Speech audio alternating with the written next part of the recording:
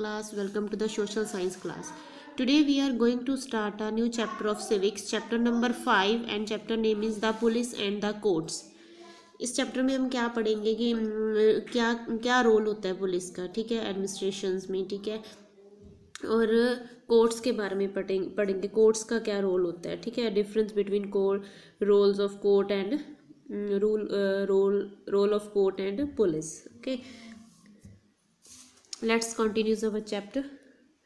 In the previous chapter we learn about the justice. In this chapter we will learn how the law made by the parliament and enforced properly and effectively by various government agency. इसमें क्या है कि previous chapter में हमने क्या पढ़ा था, न्यायपालिका के बारे में, ठीक है. इस चैप्टर में हम क्या पढ़ेंगे, जानेंगे कि जो पार्लियामेंट के द्वारा बनाए गए जो लॉज हैं, जो कानून हैं, को विभिन्न सरकारी एजेंसियों द्वारा कैसे चलाए जाते हैं, ठीक है, कौन से प्रभावी ढंग से इनको लागू किया जाता है, ठीक है.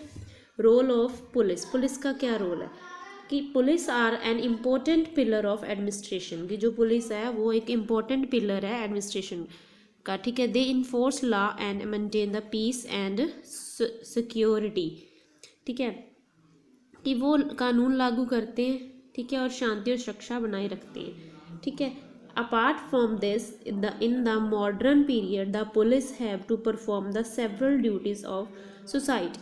कि इसके अलावा भी जब इस मॉडर्न पीरियड में जो पुलिस होती है वो परफॉर्म करती है सेवरल ड्यूटीज़ ऑफ सोसाइटी में अलग अलग कई प्रकार की जो ड्यूटीज़ है वो पुलिस परफॉर्म करती है. The police are the primary law enforcement agency, कि जो पुलिस है वो एक प्राइमरी लॉ इन्फोर्समेंट एजेंसी है. Law enforcement consist of 2 parts, कि इसको कानून के जो प्रवर्तन में 2 भाग होते हैं, ठीक है. 1 related to the investigation of affect concern crime and violence of law.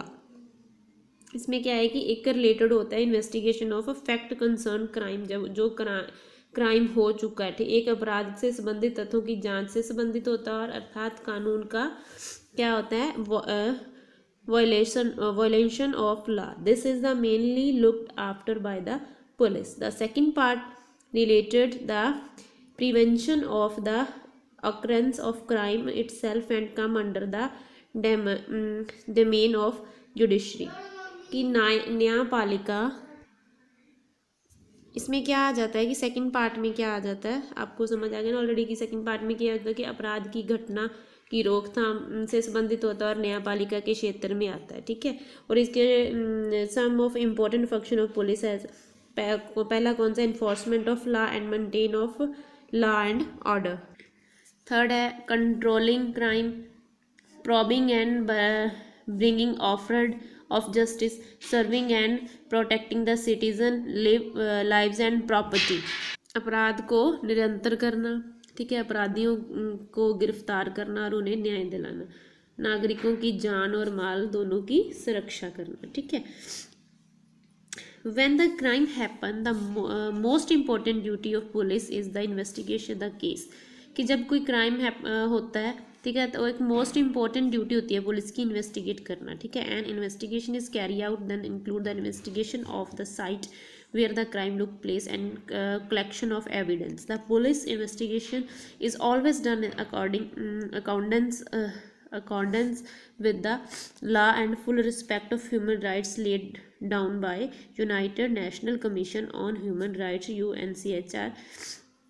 क्या होता है कि जब कोई भी क्राइम होता है तो उसमें क्या आता है कि ड्यूटी आ जाती है किसकी, पुलिस की, उसको इन्वेस्टिगेट करने के लिए, ठीक है. वो जो पुलिस होती है कि वह इन्वेस्टिगेशन में क्या करती है इसकी साइड से, कि वो क्राइम प्लेस पे जाकर जहाँ पे क्राइम होता है वहाँ पे जाके एविडेंस कलेक्ट करती है, ठीक है.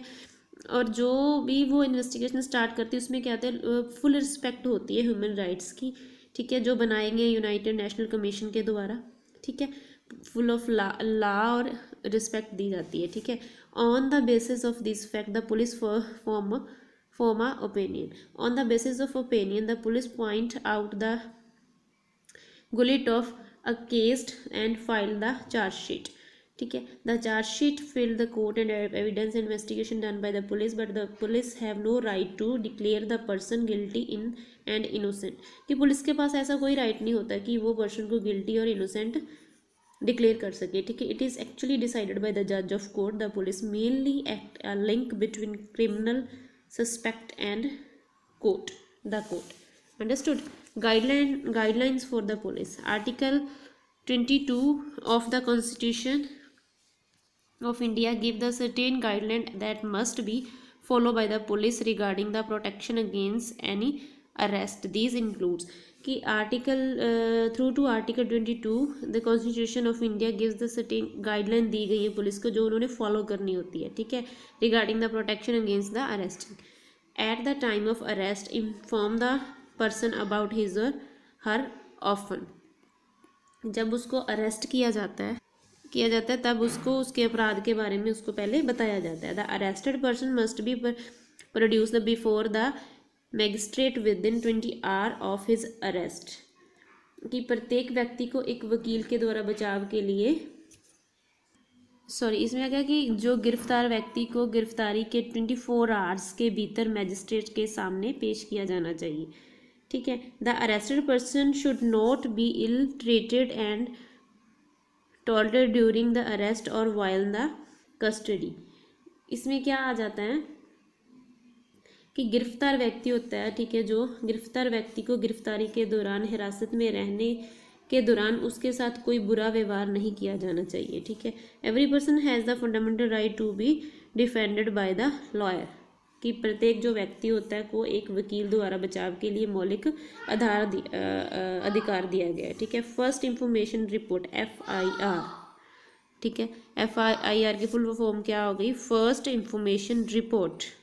First information report is properly known as a FIR. It is recorded by the police officer on duty and lodged by the aggrieved party stating the occurrence of the crime. And FIR is a very important document as it set the process of justice is motion.